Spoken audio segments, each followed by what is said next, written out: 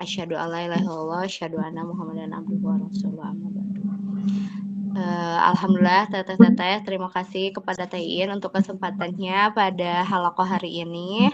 Alhamdulillah sekarang pada pertemuan ketiga ya Teh ya. Betul, ketiga. Untuk materi halaqah yang kedua berarti ya, itu kita akan membahas mengenai wanita dan kewajibannya memelihara diri. Ternyata dalam Al-Quran memang kita dijabarkan gitu ya, bagaimana wanita itu memiliki fitrahnya, bagaimana wanita itu dalam mempelajari suatu ilmu pun demikian dengan wanita dan kewajibannya memelihara diri. Dari pembahasan kali ini bisa kita garis bawahi bahwa ternyata memelihara diri pun merupakan kewajiban bagi seorang wanita. Nah, mungkin bagaimana kewajiban wanita muslimah untuk memelihara diri, karena kan Islam telah mengajak kaum muslimin supaya selalu bertindak, bertingkah laku, berbuat dengan baik, kemudian berpenampilan dengan baik, menunjukkan bahwa memang Islam itu sangat memperhatikan nilai-nilai kebersihan, nilai-nilai berpenampilan yang baik itu seperti apa, termasuk untuk wanita muslimah. Mungkin dari buku yang dianjurkan ya Teteh, buku-buku sumber yang dari Teh Iin waktu pertemuan pertama disebutkan bahwa Islam itu telah mengajak kaum muslimin secara keseluruhan untuk selalu berpenampilan bagus di tengah-tengah orang banyak. Sebagaimana kita ketahui, kita juga mungkin bisa melihat ya bahwa penampilan itu merupakan bukan ciri khas juga sih, merupakan aspek penting yang bisa kita lihat dalam seseorang, termasuk untuk wanita muslimah. Jadi sebagai seorang wanita muslimah, kita tidak boleh mengabaikan diri, nggak boleh mengabaikan diri terhadap penampilan yang acak-acakan misalkan ya. Kita juga harus memperhatikan bagaimana sih berpenampilan yang baik, bagaimana itu berpenampilan yang menarik, pun tidak melampaui nilai-nilai syar'i ya gitu ya. Jadi kita bisa berpenampilan yang baik, berpenampilan yang bersih, tapi tidak berlebih-lebihan. Kenapa? Karena Islam menganjurkan untuk senantiasa berpenampilan baik dan tidak berlebih-lebihan. Misalkan nih kalau kita nggak pakai yang bajunya teh panjang sampai menyentuh lantai, atau misalkan memakai perhiasan yang berlebih-lebihan pun itu tidak dianjurkan ya.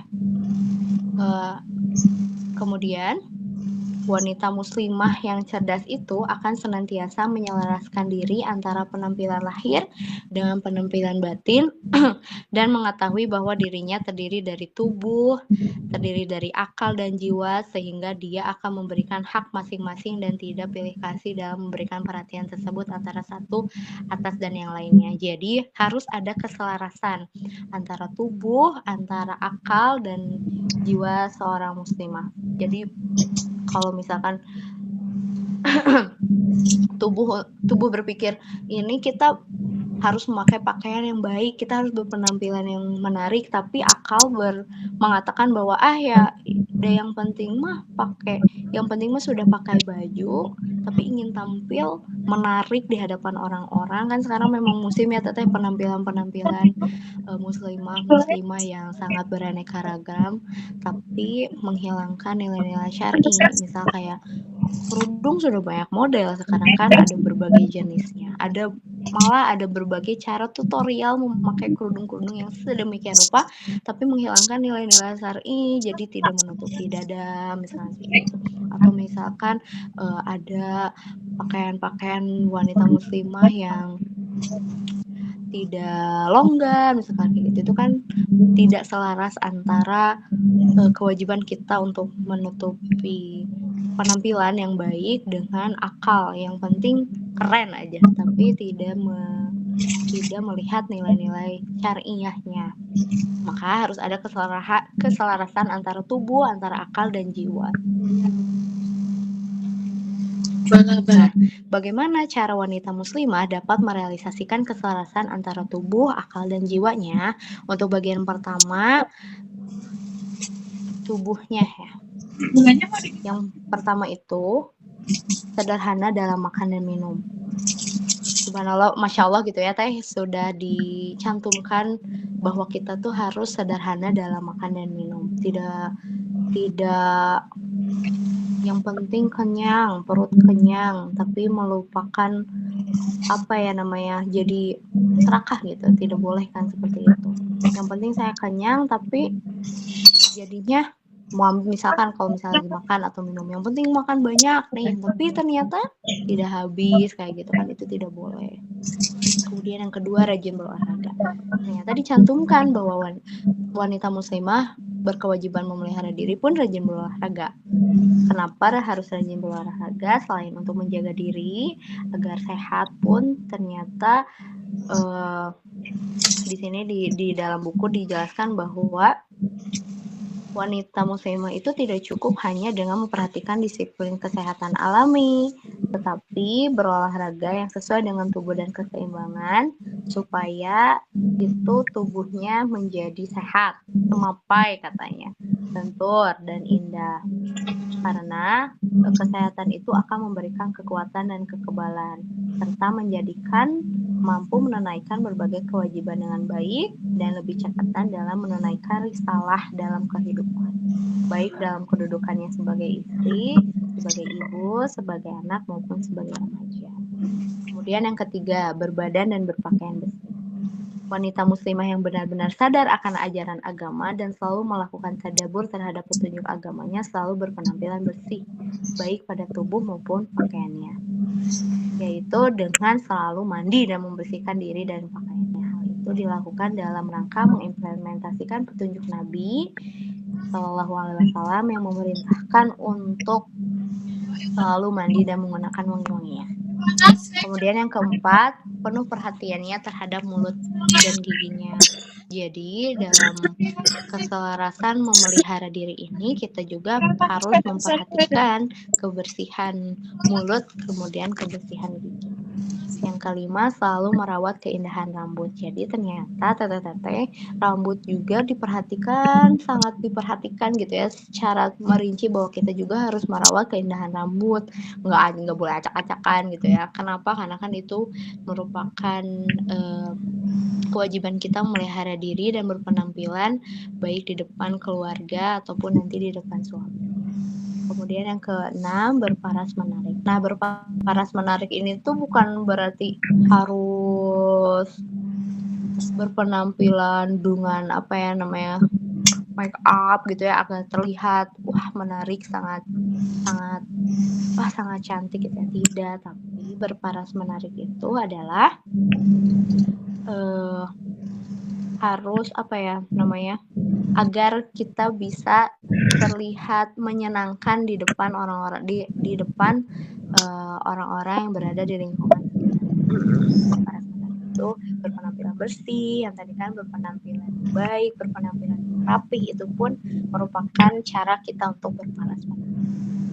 Dan yang terakhir, menghindari tabaruj dan tidak berlebih-lebihan dalam berhias. Nah, mungkin ini juga teteh-teteh sudah pada tahu ya, kalau misalnya menghindari tabaruj, tidak berlebih-lebihan dalam berhias, itu merupakan salah satu aspek bagaimana cara wanita berkewajiban untuk memelihara diri. Nah, yang selanjutnya adalah bagian yang kedua, yaitu akal.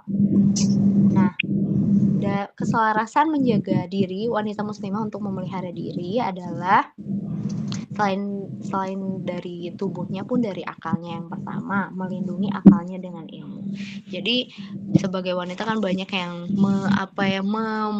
meremehkan gitu ya, untuk apa perempuan berpendidikan tinggi-tinggi misalkan, ujung-ujungnya juga nanti di rumah gitu. Padahal ini itu adalah cara wanita untuk memelihara diri dengan melindungi akal dengan ilmu. Kebayang kalau misalkan wanita tidak menghiasi dirinya dengan ilmu, mungkin ya dia tidak akan bisa melindungi diri, dia tidak akan bisa memelihara diri.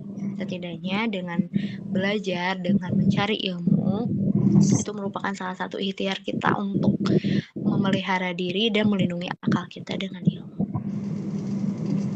Yang kedua adalah ilmu yang harus dipelajari dan ditekuni oleh wanita muslim. Nah, sesuatu yang harus ditekuni dan dipelajari oleh wanita muslimah adalah kitabullah, itu Al-Quran.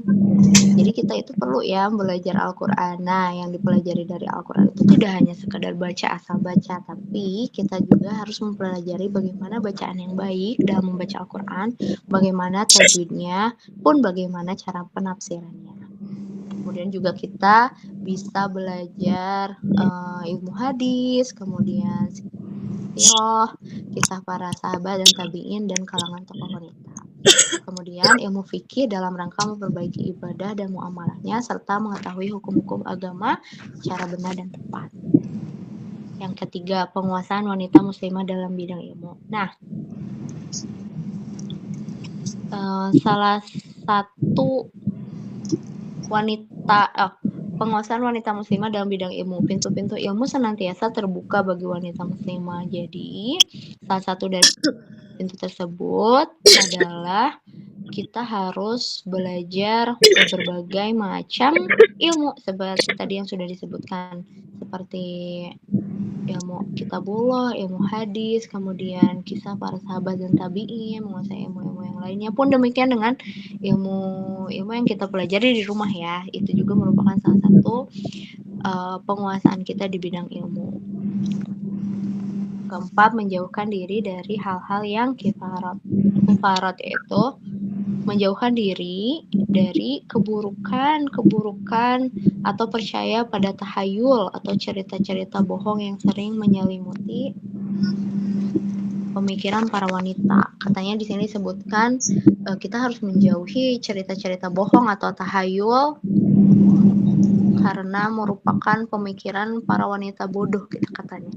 Tetapi wanita yang benar-benar sadar akan ajaran agama akan senantiasa berkeyakinan bahwa tunduk kepada ahli bid'ah atau kufarat, tahayul dan praktek kedukunan serta sihir merupakan perbuatan dosa besar yang akan menghapus perbuatan orang mukmin serta merusak amalan ukhrawinya. Jadi kewajiban kita memelihara diri,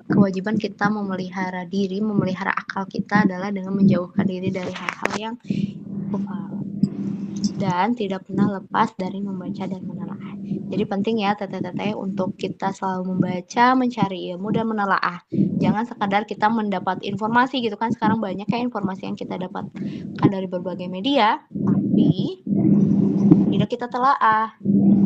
Itu harus kita perhatikan. Nah, yang terakhir adalah dengan jiwanya, bagaimana cara kita menyelaraskan diri antara tubuh, akal, dan jiwanya, yaitu yang pertama adalah tekun beribadah dan membersihkan diri. Jadi sebagai wanita muslimah yang sadar akan agama, kita tidak akan lupa untuk senantiasa mengasah rohani dengan ibadah, dengan berzikir dan bacaan Al-Quran. Kemudian memilih teman yang solehah serta senantiasa menghadiri majelis-majelis keimanan. Alhamdulillah dengan ikutnya Pomudi itu menjadi salah satu ikhtiar kita ya untuk memilih untuk mendapatkan teman yang soleh, kemudian serta senantiasa menghadiri majelis keimanan, termasuk halakoh ini ya teteh-teteh merupakan ikhtiar kita mendapatkan ilmu, pun menjadi cara kita memelihara diri. Kemudian yang ketiga, senantiasa membaca doa. Ya, senantiasa membaca doa. Mungkin itu ya teteh-teteh wanita dan kewajibannya dalam memelihara diri. Untuk kesimpulannya, muslimah yang baik adalah muslimah yang senantiasa menyelaraskan tubuh, akal, jiwanya dengan hal-hal baik, dekat kepada Allah dan menjauhi larangan. Mungkin itu aja teteh dari saya. Alhamdulillahirobbilalamin. Ya,